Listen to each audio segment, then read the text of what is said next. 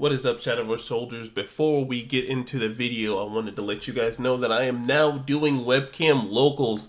We're going to be hosting it on Thursdays at 7:30 p.m. Eastern Standard Time.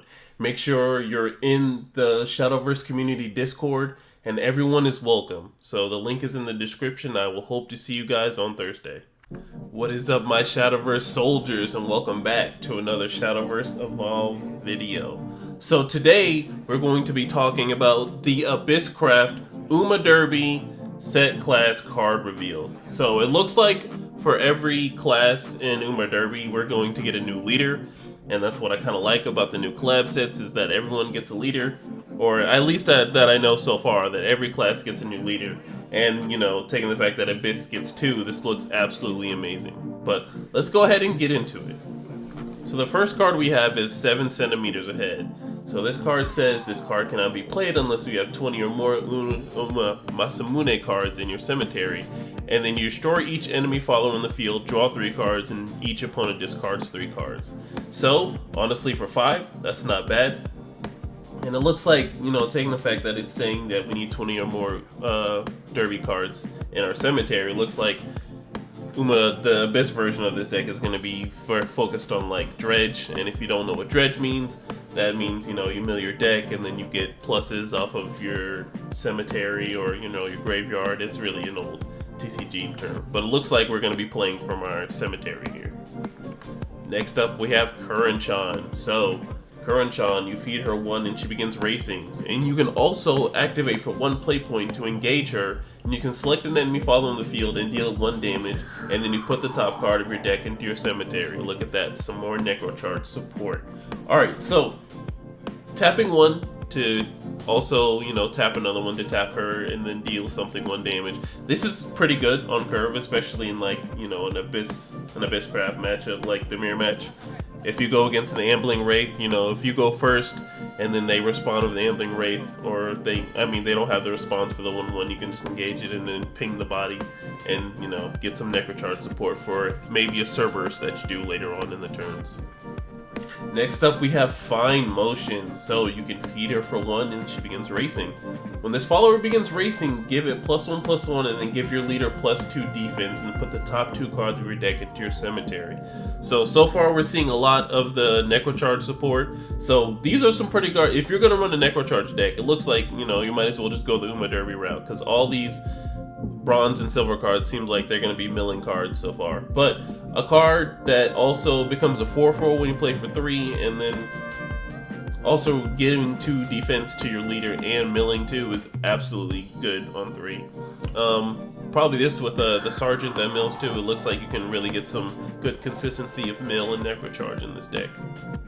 Next up, we have Murazinski. Now, this isn't a follower that can evolve along with racing. So you can evolve it for 1 or you can race it for 1. And then she has Necrocharge 10. When she comes into play, you select an enemy following the field and give it -4/-4. So, I don't think you're going to have Necrocharge 10 on turn 3, but when you do play her, giving something -4/-4 is going to be absolutely amazing. And I'm going to believe that her evolve does something even better. Next up, we have Murazinski Evolved. So, on Evolve, you select the enemy following the field and give it -2/-2. So, you get a 3/3 body, and then you evolve it into a 4/4, and it, you know, in total, it can give something -6/-6. And that's pretty good because you know what the motto is. If anything is anything, it sits at 5. And then if it has a little bit of spice to it, you know it's higher than 5. So, that's pretty good in terms of removal. Next up, we have Matenkenhauser. So you can feed her for 1 and she'll start racing. And then when she comes into play, you select the enemy amulet on the field and destroy it. So finally, Abysscraft has some built-in amulet removal without having to tech in like a Bahamut Evo or something like that. Having an execute in form of a follower is good. You know, you can't target everything. You know, that's the sad part. But you get a follower body out of it. So a 4/4 body for 4, that's not bad. And then you get rid of an amulet, so Dragomancer's Rights, all these crazy amulets that do crazy things, good into the matchup of Haven. Next up, we have Mayano Top Gun. So you feed her for 1 and she'll start racing. And then she has Rush, and then when she comes into play, Fanfare. If there are at least 4 other Derby cards on your field, give this follower Storm. And then Fanfare, if there are at least 5 Usumani cards in your cemetery, give this follower +2 attack. So this looks like it could be, this is like the Rhino Roach, the cheap Rhino Roach for Abyss. Now there won't be that many, you know, Uma Masamune cards, so this wouldn't be too cracked. I can see it being really good in like aggro Abyss, but you know, taking the fact that it requires the archetype of the Derby cards in your cemetery, it's not going to be very practical.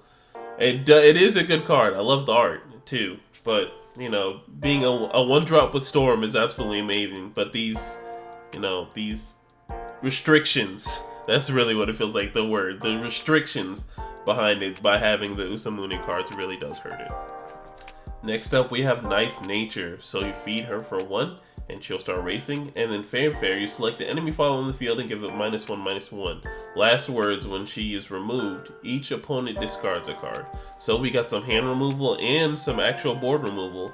I don't see how practical this will be in terms of a 3/3, but if you need to remove something off the field along with weaken something else, I can see you giving her Rush, swinging at a unit, and then when she dies, you know, your opponent discards a card, so you know, she gets a card out of their hand even though you had to play it for 3, so you both lose 1. Next up, we have Recital of the Rain, my own invention. So it's a quick. If there are 10 or more Usamune cards in your cemetery, you may play this card for 2 less. Select the enemy follow in the field and destroy it. So it looks like Abysscraft has Fiery Embrace, and that is absolutely amazing. And now that the fact that Abysscraft can, well, the mid-range version control of Abysscraft has a way to say, hey, instead of running Execution, I can run this, and I can get rid of any follower on 4, and it's a quick, so that's the best thing. Next up, we have Rice Shower, and you feed her for 1, she'll start racing. She has Ward, and then Fanfare, you can select the enemy follower in the field and deal it 3 damage and put the top 2 cards of your deck into your cemetery. And then she also has Last Words, so when she's removed or dies, you may select a follower in your cemetery with a different name than this card and put it into your hand. So it looks like it's not Shenlong, you know, rest in peace to our greatest warrior, but you know, a 5, when I'm saying Shenlong, I'm just looking at the 5-drop aspect of it. So it's not groundbreaking because, you know, 5 is usually where the mid game is. You know, it helps with dealing with something, it helps with the mill, and then, you know, if you milled something that, you know, is probably potentially like game breaking and it's a Usamune card, then you can definitely get it back into your hand, and that's absolutely amazing. Next up, we have Sakura Chinyono. And you can feed her for 1, she'll start racing, and when this follower begins racing, you give it +1/+1, then you select up to 1 Usamune card in your cemetery and put it into your hand. So some more, you know, get back from the filter of you milling your deck. It seems like you're going to be milling fast if you just stack up on the 1-drops and the, you know, 3-drops that also mill, and then I guess the 5-drop too that also mills and then gets you a card back. So, you know, you'll be sitting at like, hey, like a Necrocharge 12, and you can definitely, you know, pick 2 bodies out, and, you know, not spending 5 to get a body out really does hurt because, like, that consumes like half your turn if you're on the full play points. But if you're still in like the mid game, you can play a 3/3 body that can become a 4/4 to, you know, get some removal on. So it looks like there's going to be like a good mid range for Abyss here for these Umamusamune cards, and I'm enjoying it. Next up, we have Seeking the Pearl. So you feed her for 1, she'll start racing. Then she has Last Words to put the top 2 cards of your deck into your cemetery. So a 2-drop that also does mill. Absolutely love it because, you know, she's a 2-drop 3/2, and she basically says, hey, I'm going to swing 3 at you. And the best part about it is 2 is where like the aggro is. So if you deal with me, good, because I'm going to mill. If you don't deal with me, then, you know, continuously take 3 to the face. I don't mind. But if you banish me, then I'm going to feel really sad because I'm not going to get my abilities. Next up, we have Twin Turbo. So, you feed her for 1, she'll race.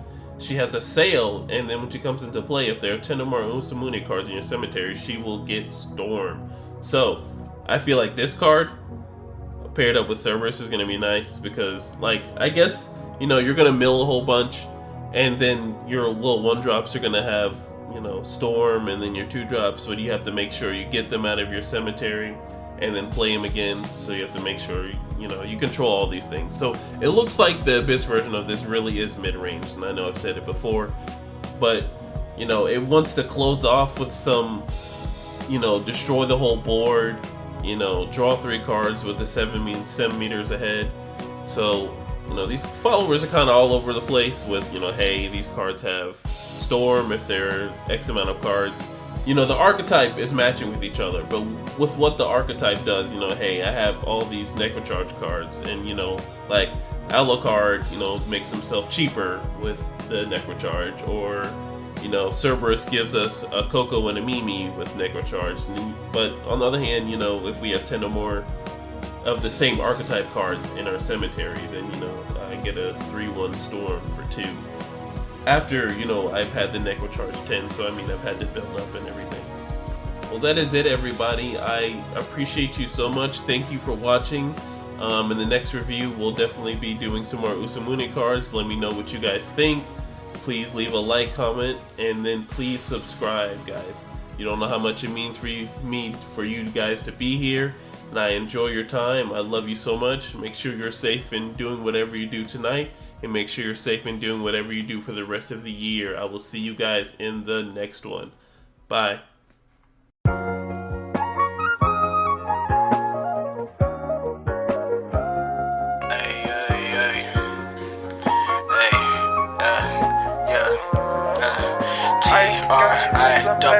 I gave you all my love, baby, my heart is cold when you're around. You warm it up, liquid gold, baby, yeah, you warm it up, liquid gold, baby, and my affection, all that paper you wasted. Take my love.